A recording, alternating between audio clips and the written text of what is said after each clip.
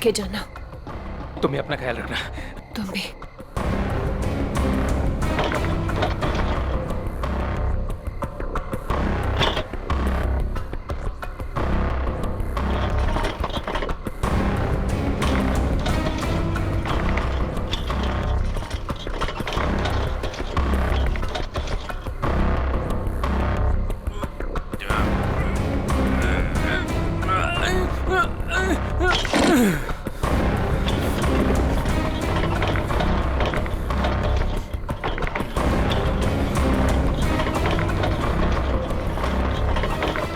अरे राजू, इतनी देर रात भाई कहाँ जा रहे हो?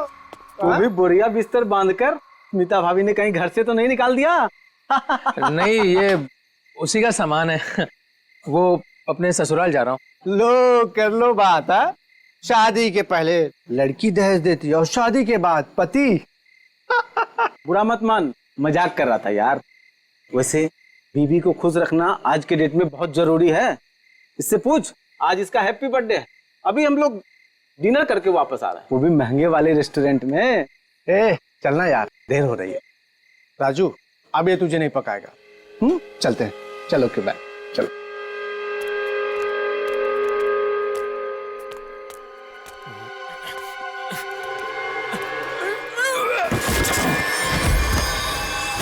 अरे राजू, कुछ मदद चाहिए क्या? वो क्या हुआ? हाँ?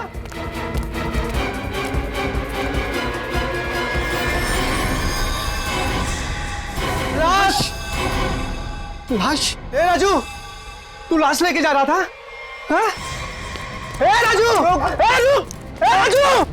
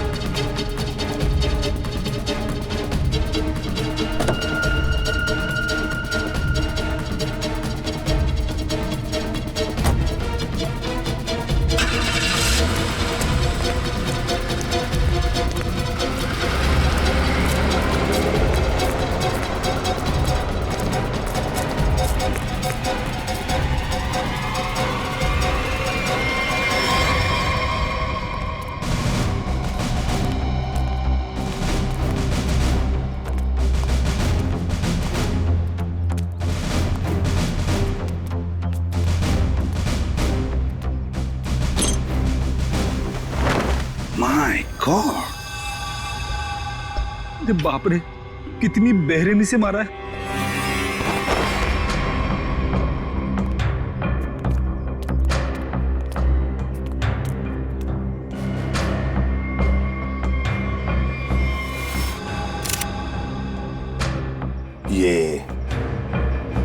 स्मिता कहाँ पर रहती है, राजू की पत्नी? ये रही।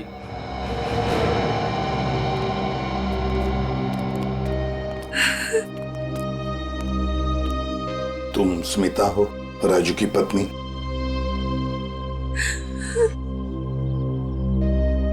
कहाँ है राजू? उसका फोन भी नहीं लग रहा है। नहीं मालूम। देखो स्मिता, नहीं मालूम बोल के काम नहीं चलेगा। एक लड़की का खून हुआ है, समझे? बताओ कहाँ है राजू? मेरा यकीन कीजिए सर, मुझे नहीं मालूम। मैं अपने बच्चों की कसम खाती हूँ। कहाँ है बच्चे? हाँ, कहीं दिख तो नहीं रहे। मैं नहीं चाहती थी कि मेरे बच्चे ये सब कुछ देखें और उनके दिमाग पे असर हो, इसलिए बहन के घर भेज दिया। सच कह रही हो?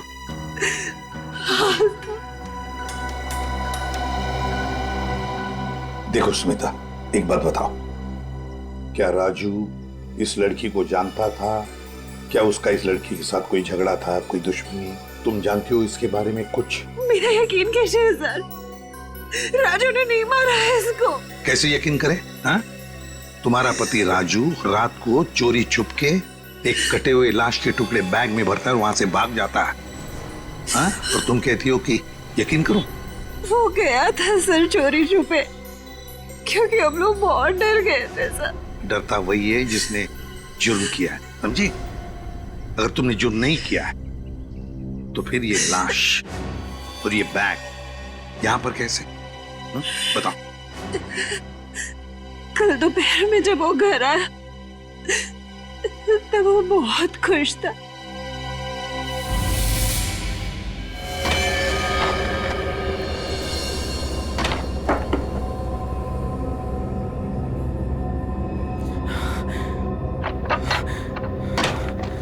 अरे आज तो जल्दी आ गया। बच्चे कहाँ हैं? बच्चे बाहर खेलने गए। पर तू ये कर क्या रहा है? बताता हूँ, सब बताता हूँ। हाँ मैं सर। अरे पर खिड़की दरवाजे क्यों बंद कर रहा है तो मेरे साथ देख, लॉटरी लग गई है, हमें लॉटरी लग गई है। ये सूटकेस किसका है? सूटकेस नहीं है, ये चाबी है, चाबी, अपने उज्जवल भविष्य की चाबी। अरे पर ये आया कहाँ से तेरे पास? चोरी की तूने? तू इतने सवाल मत पूछ, तू इसको खोलने के लिए कुछ लेके आ जा। पहले ये बता ये है किसका? अरे तू जा, कुछ लेके आ इसको खोलने के लिए।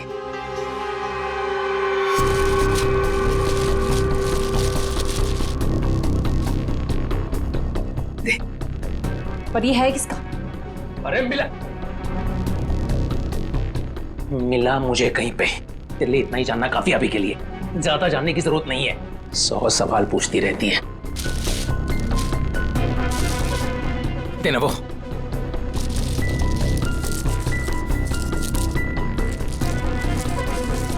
पागल हो गया है तू।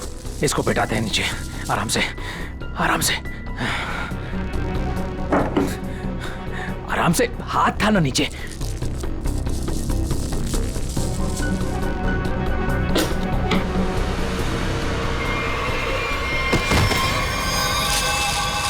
राजू, ये क्या है? लाश? ये कहाँ से आई? अरे पर ये है कौन? अब मुझे भी क्या पता ना ये कहाँ से आया और क्या है। हे भगवान, अब क्या करेंगे इसका? पूछने दे, पूछने दे। ये है तेरी उज्जवल भविष्य की चाबी। अरे वैसे ही मुसीबत कम थी जो तूने और बढ़ा दिया। अरे बकवास बंद कर। जब देखो तो बड़ बड़ बड़ बड़ बड़ बड़। सोचने दे। भगवान, ये आदमी बैग नदी में बहाने ले जा रहे थे कि अचानक बैग खुल गया, राजू यहाँ से भाग गया और हम लोग यहाँ पहुंच गए। देखो स्मिता, सच बताओ, ये बैग राजू का नहीं है, हाँ? अगर राजू का नहीं है तो फिर किसका? मैंने पूछा था सर, मगर उसने मुझे बताया कि एक औरत बैठी थी इस सूटकेस को लेके टैक्सी में, उसी को छूट गया है। सर, ये कहानी बना रही है। हाँ सर, लगता तो ऐसा ही है। तुम सचमुच में इस लड़की को नहीं जानती? और राजू भी नहीं जानता था? नहीं सर। कैसे मान ले कि तुम सच बोल रही हो? कोई भी माँ अपने बच्चों की झूठी कसम क्यों खाएगी मैडम? ठीक है ठीक है, बार बार बच्चों की कसम खाने की कोई जरूरत नहीं है। ये स्मिता सच बोल रही है। सीधी बात है, अगर राजू जानता था कि सूटकेस के अंदर क्या है तो वो उस वक्त ये सूटकेस घर पे लेकर ही नहीं आता। घर में बच्चे भी तो थे। एक काम करो, कल सुबह से रात तक पता लगाओ राजू का फोन कहां पर था। सर, और सर राजू का टैक्सी का नंबर सभी चेकनाकों पे भेज दिया। जल्द से जल्द हाथ लग जाएगा सर। Very good. सर देखकर लगता है कि इस लड़की की उम्र 20 से 25 साल के बीच की है। अरे का और कोई सुराग वगैरह मिला है? कोई ज्वेलरी, कोई टैटू वगैरह? नहीं सर। सर, मैंने सूटकेस को अच्छी तरह से चेक कर लिया। सूटकेस पे ना ही कोई लेबल है, ना ही किसी आदमी का नाम लिखा है और ना ही कोई आईडी।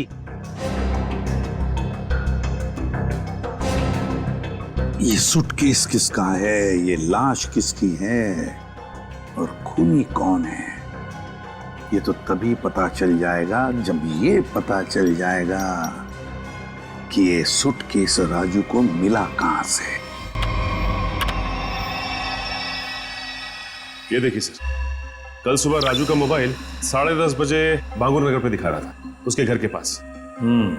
और उसके बाद 12 से 12:15 के बीच सिद्धार्थ नगर में, फिर नितिन पार्क 1 से 1:15 के बीच में, और बस उसके बाद वापस बांगुर नगर अपने घर के पास। इतना वक्त तो लगा ही होगा उस सूटकेस को इतनी सारी जगहों से होकर फिर बांगुर नगर पहुंचने के लिए।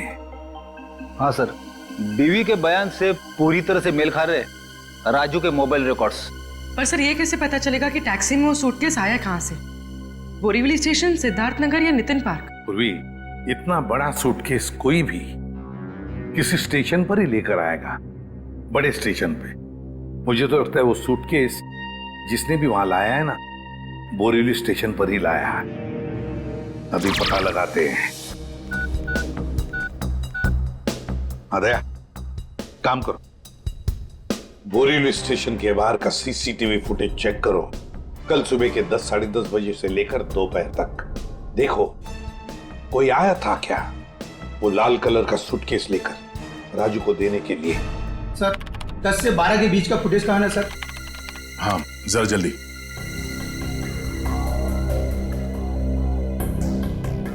ये लीजिए सर।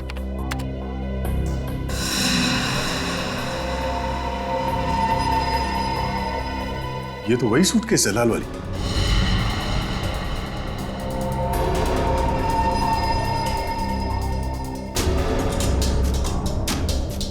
मतलब सर ये वही लड़की है जिसने राजू की टैक्सी में वो सूटकेस छोड़ा जिसमें लाश थी। शक्ल से तो कितनी मासूम लग रही है, कोई कह नहीं सकता कि इसने खून किया है। पंकज, किसी की शक्ल पे लिखा नहीं होता कि वो खूनी है या नहीं। कभी कभी मासूम दिखने वाले चेहरे के पीछे खतरनाक दिमाग भी होता है।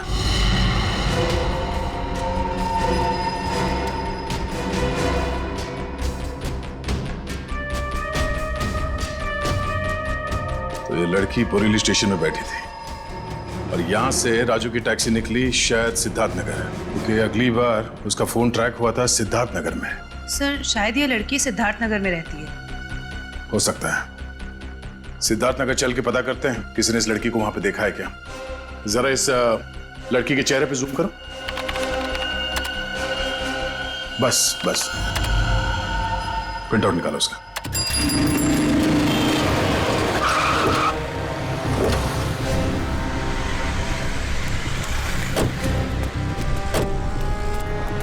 ये सिद्धार्थ नगर है जहाँ पे उस टैक्सी ड्राइवर ने शायद उस लाल सूटकेस वाली लड़की को छोड़ा था। एक काम करो, या दुकानों में आसपास फोटोग्राफ दिखाओ, कोई तो पहचानेगा उसे। 5 मिनट दीजिए सर, मैं भी पता लगा के आता हूँ। अरे बहन जी, आई एम सो सॉरी। सारा टमाटर गिरा दिया आपने। अरे बहन जी, आई एम सो सॉरी। एक तो टमाटर गिरा दिया और ऊपर से बहन जी, मैं आपको बहन जी दिखती हूँ? अरे मेरा वो मतलब नहीं था। I'm sorry। ये मैं रख देता हूँ, मुझसे गलती हो गई। अरे ये फोटो, ये तो रोशनी जी हैं। आपके पास इनका फोटो कैसे? आप इनके रिश्तेदार हो क्या? आप इससे पहचानते हैं इस औरत को? हाँ जानती हूँ, लेकिन आप लोग कौन हैं? वो हम लोग सीआईडी से एक केस के सिलसिले में इनसे जरा। केस? जी, एक केस के सिलसिले में। आप जानती हैं रोशनी कहाँ रहती है? हाँ, वो तो पास में ही रहती है। आप हमें वहाँ ले जा सकती? जी मैं बता सकती हूँ, मगर मेरे टमाटर। ओ, वो टमाटर हम दिलवा देंगे। आइए। ओके, आइए आइए।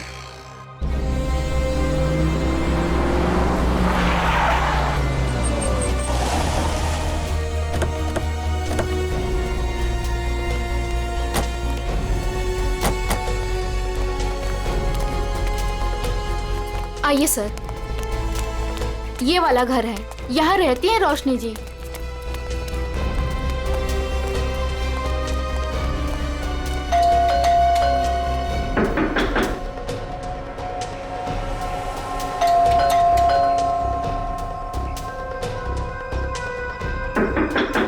लगता है घर में कोई नहीं है। रोशनी का मोबाइल नंबर है आपके पास? जी है, मगर वो तो घर पे है, डायरी में लिखा है। कोई नहीं, पंकज इनके साथ जाओ, नंबर ले। सर आइए। सर कहीं वो भाग तो नहीं गई डर से? हो सकता है।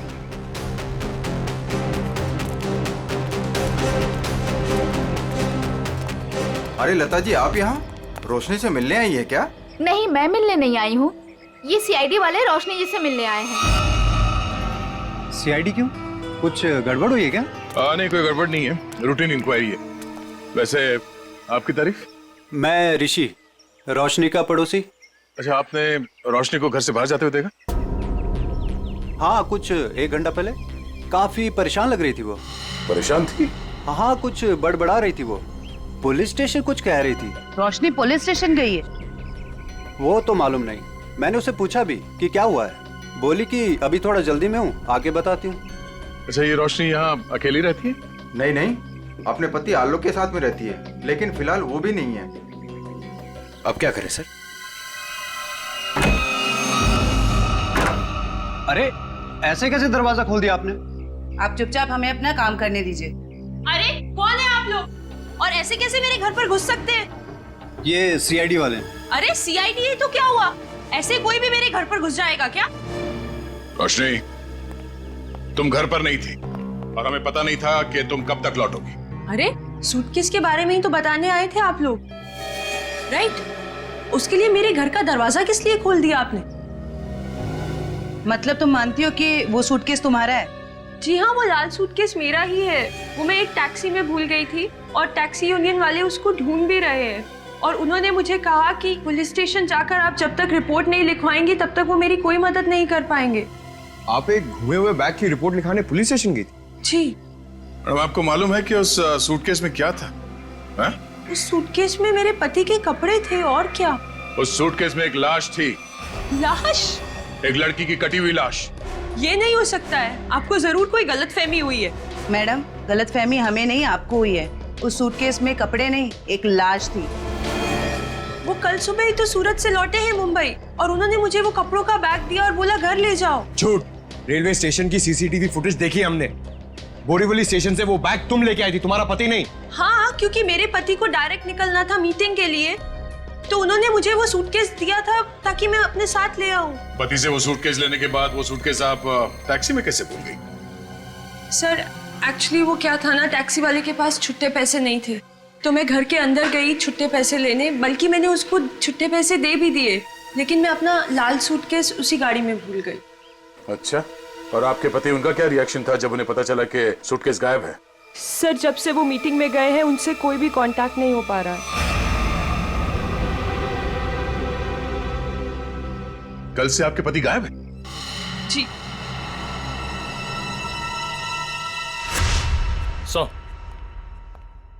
हाँ निखिल।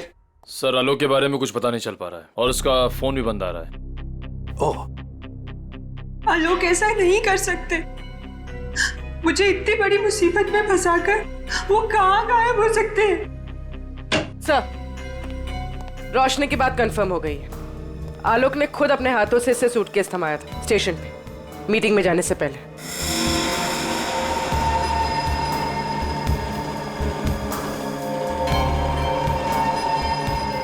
मैं आप लोगों से झूठ क्यों बोलूंगी? आप पे शक करने की वजह हमारी कोई पर्सनल नहीं, लेकिन जब तक खूनी पकड़ा नहीं जाता हम हर किसी से सवाल जवाब करते हैं। आलोक ने सूटकेस तुम्हें मुंबई में ला कर दिया था, सूरत गया था।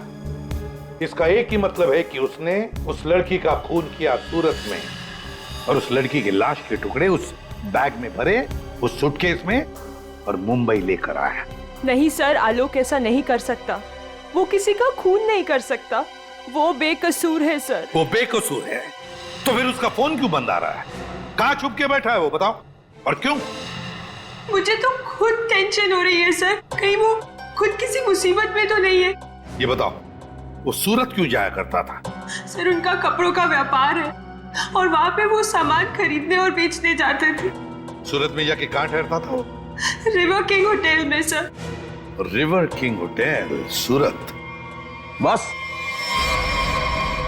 बॉस उस लड़की का चेहरा बना लिया, लगभग ऐसा है वो चेहरा।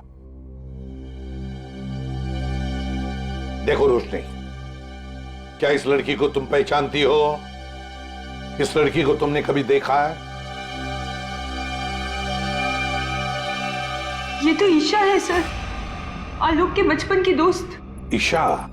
हाँ सर, ये तो सूरत में रहती है।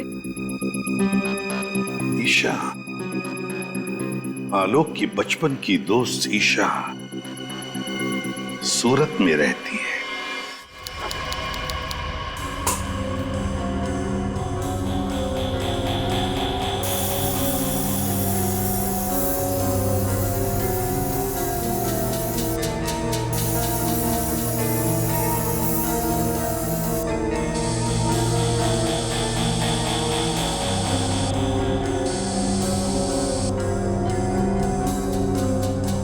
सर, जिस लड़की की लाश मिली थी ईशा, वो सूरत में अकेली रहती थी, परिवार में कोई नहीं था उसके।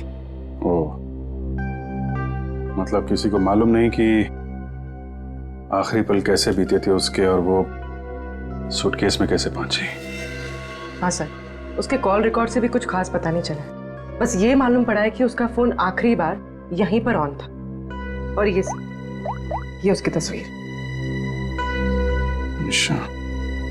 मैं साहब जी, ये लड़की यहाँ पे आई थी जब आलोक यहाँ पे ठहरा हुआ था? नहीं सर। अच्छा, आपने देखा इसे?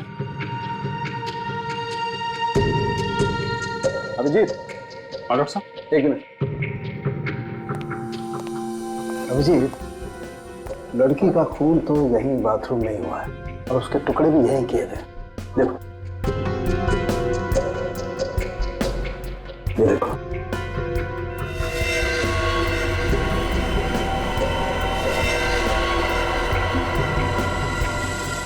इसके बाद टुकड़ों को सूटकेस में डाल के बाहर फेंक दिया गया। बिल्कुल।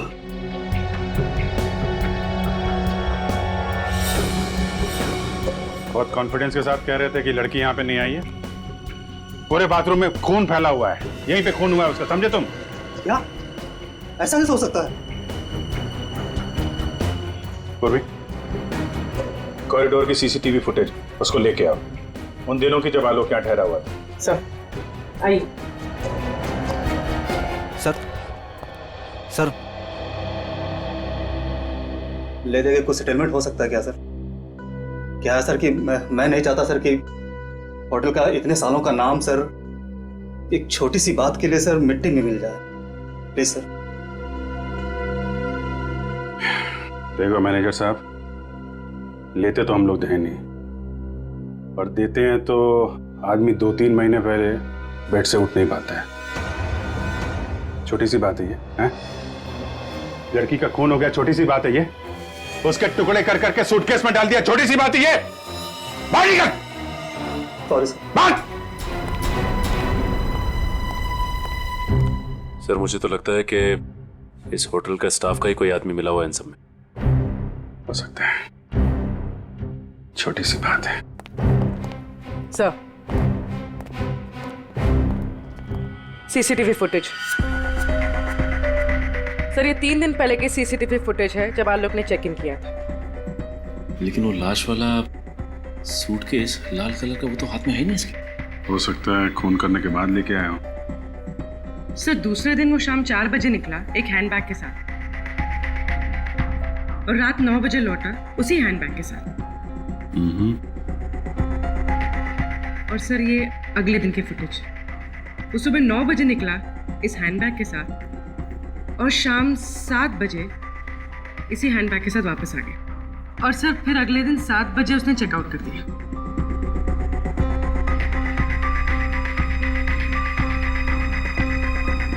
मतलब पूरे स्टे के दौरान ना तो वो लाल सूटकेस उसके कमरे में गया और ना ही ईशा। सिर्फ वही तो सबसे हैरानी की बात है कि ये सब कुछ हुआ कैसे।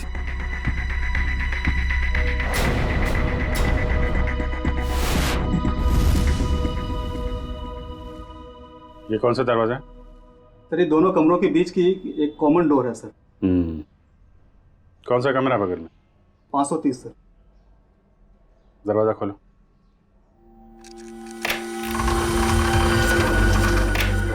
आइए सर।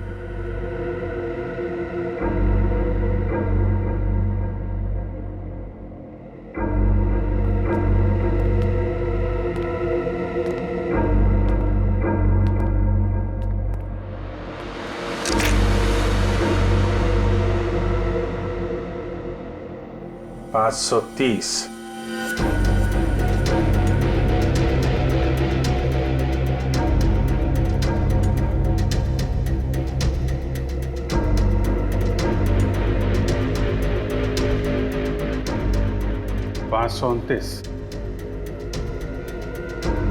मेरे साहब 529 और 530 अगल बगल का कमरा और बीच में कॉमन दरवाजा।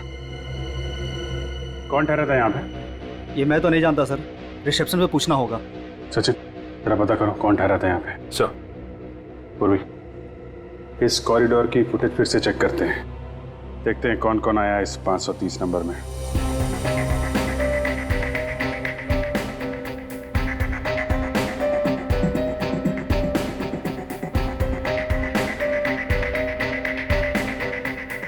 सर फुटेज में तो दिख रहा है कि यहाँ पर एक लड़की ठहरी थी।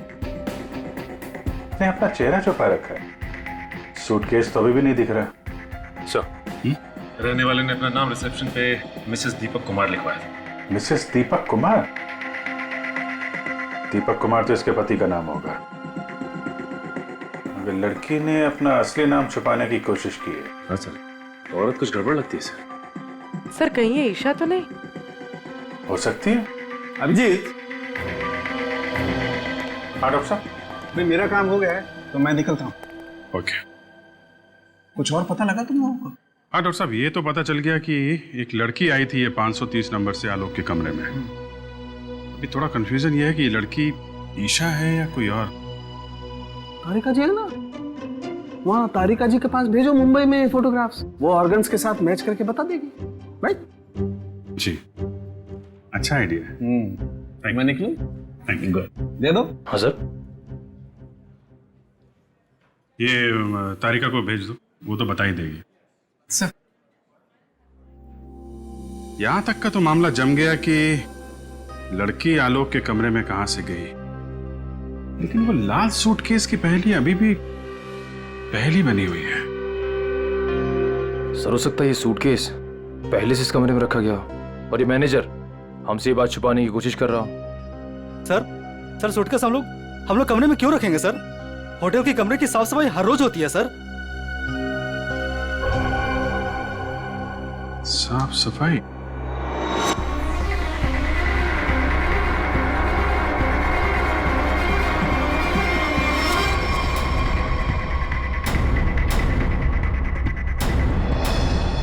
मैनेजर साहब, हाउसकीपिंग की ट्रॉली तो कमरे के बाहर ही रहती है ना, तो फिर ये ट्रॉली आलोक के कमरे में कैसे गई? ऐसा हो ही नहीं सकता सर, ट्रॉली रूम के बाहर ही रहती है सर। ऐसा हुआ है।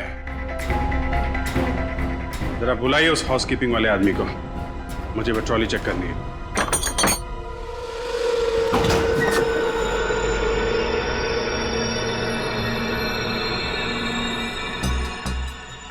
काफी बड़ी ट्रॉली है सर, सूटकेस आराम से फिट हो सकता है सर इसमें। मतलब हमारा अंदाजा सही है, वो लाल सूटकेस इसी में आया है। सर वो रहा शंकर।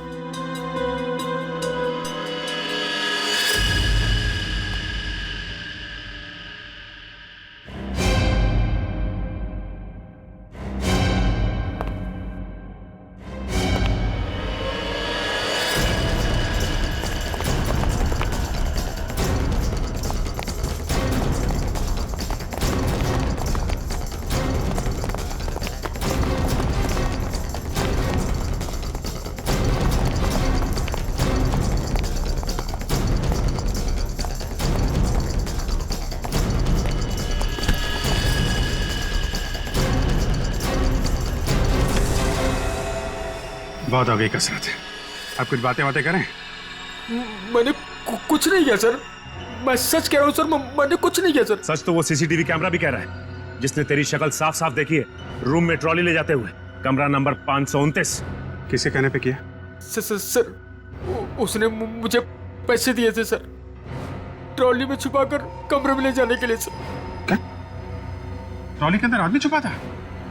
कोई बैग भी था उसके पास? हाँ सर, लाल रंग का एक बड़ा सा सूटकेस था सर।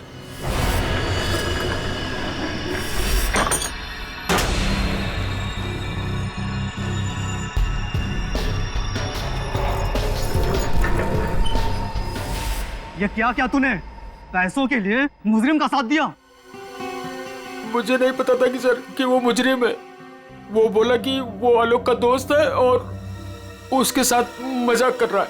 उसके 3 घंटे बाद में उसे होटल के बाहर भी लेके गया था सर। तो आलोक के साथ कोई और भी मिला था ईशा के खून में? दिखने में कैसा था वो दोस्त? सर उसका चेहरा मैंने ठीक से नहीं देखा सर, दाढ़ी बड़ी हुई थी और काला चश्मा लगा रखा था सर। अगर किसी मेहमान का दोस्त भी हो तो ऐसे किसी के कमरे में कैसे जाने दोगे तुम? गलती हो गई सर। चल वो जगह दिखा, कहाँ छोड़ा था उसे? हाँ सर।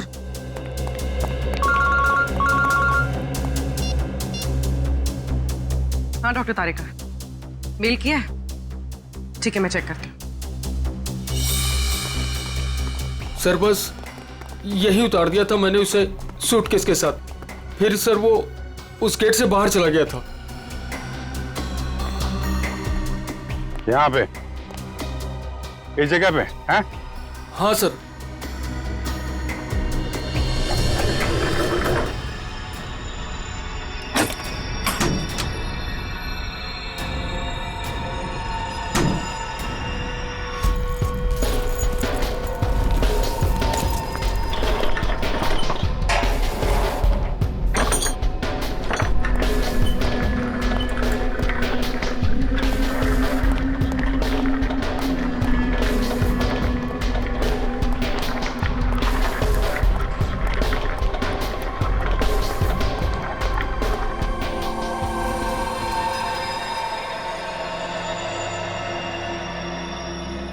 सचिन, निकल, जरा बाहर जाके देखो, कुछ पता चलता है क्या?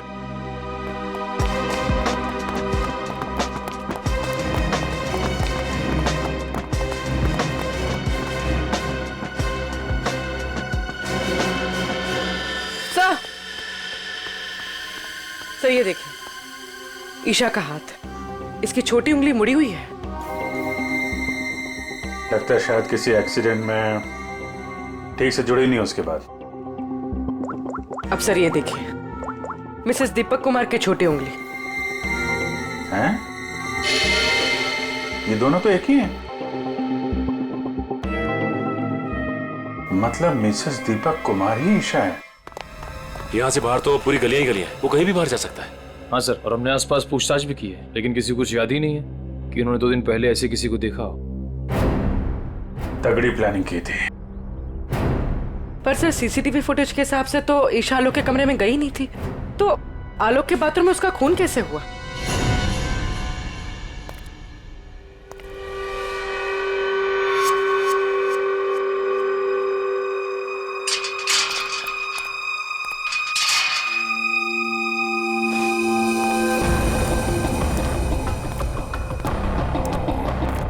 क्या हुआ?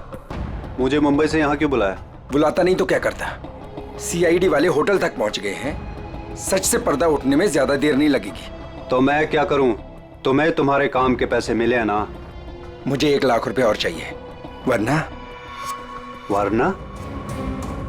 वरना मैं सीआईडी वालों को सब सच सच बता दूंगा कि 529 और 530 के बीच का जो दरवाजा था वो खोलने के लिए तुमने मुझे बोला था।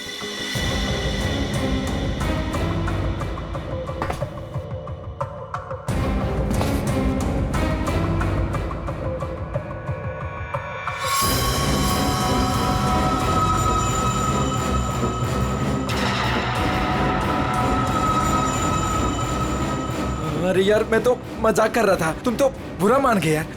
अरे यार, अंदर रखना इसको प्लीज। लेकिन मैं मजाक नहीं करता। हाँ?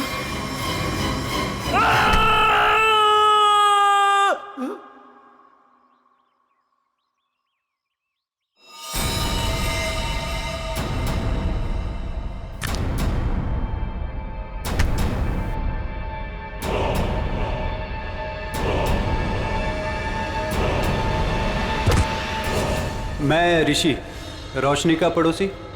ओ ऋषि जी, आलोक के पड़ोसी। अच्छा धर्म निभाया पड़ोसी होने का। खून करने में मदद कर दी उसकी, हैं? मैंने कोई मदद नहीं की आलोक की। मैं तो उसे बर्बाद करना चाहता था, इसीलिए तो ये जाल बिछाया मैंने। जाल बिछाया? कैसा जाल? सर, सबसे पहले मैंने ईशा को होटल में बुलाया, ये कहकर कि आलोक मुसीबत में है और उसकी मदद चाहता है, और उसको छुप कर आने को कहा। उसके लिए मैंने 530 नंबर कमरा बुक किया मिसेस दीपक कुमार के नाम से। आलोक, आलोक, आलोक,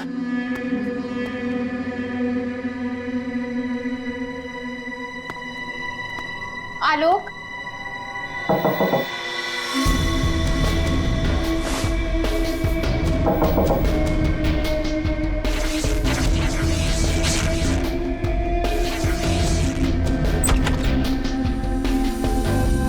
आप कौन? मैं आलोक का दोस्त हूँ, आप आइए ना प्लीज।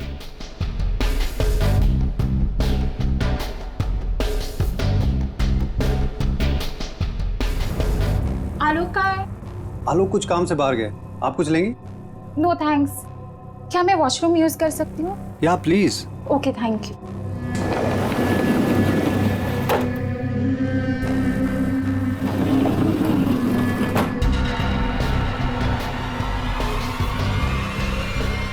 उसके बाद ईशा की लाश के टुकड़े किए बाथरूम में और फिर उस लाल सूटकेस में डाल दिया। हाँ सर, मैंने हाउसकीपिंग वालों को रिश्वत दी थी, इसलिए सूटकेस आराम से होटल से बाहर पहुंच गया।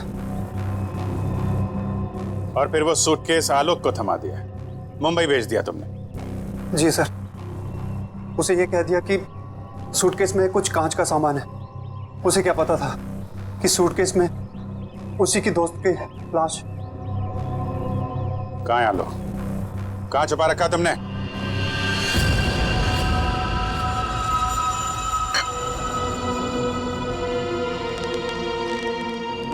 देखो, ये सब करके तुम बच नहीं पाओगे।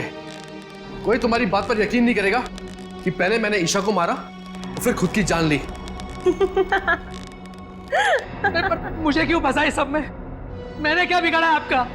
किस्मत खराब थी तेरी कि ये सब तेरी टैक्सी में हुआ। अब सबको यही लगेगा कि आलोक ने पहले तुझे मारा और फिर खुद की जान ले ली।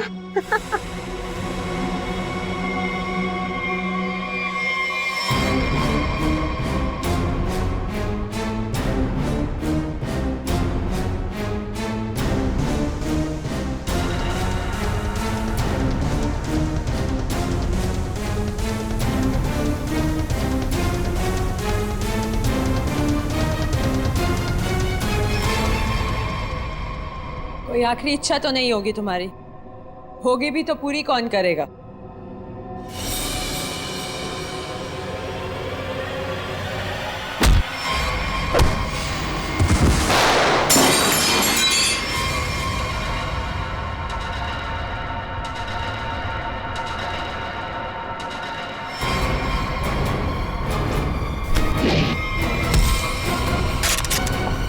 पकड़ो उसे!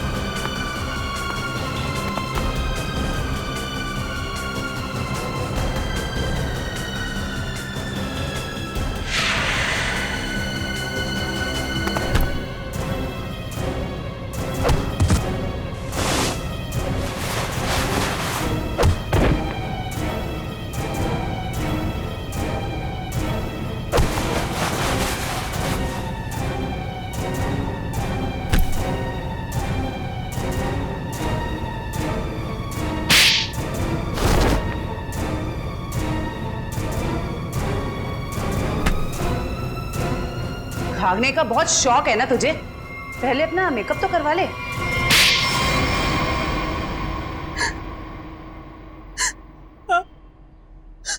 मैं नहीं मरवाया ईशा को, क्योंकि वो आलोक की पुरानी गर्लफ्रेंड थी और सबको यही लगता आलोक ने पहले उसे मारा और फिर उसके गम में आत्महत्या कर ली।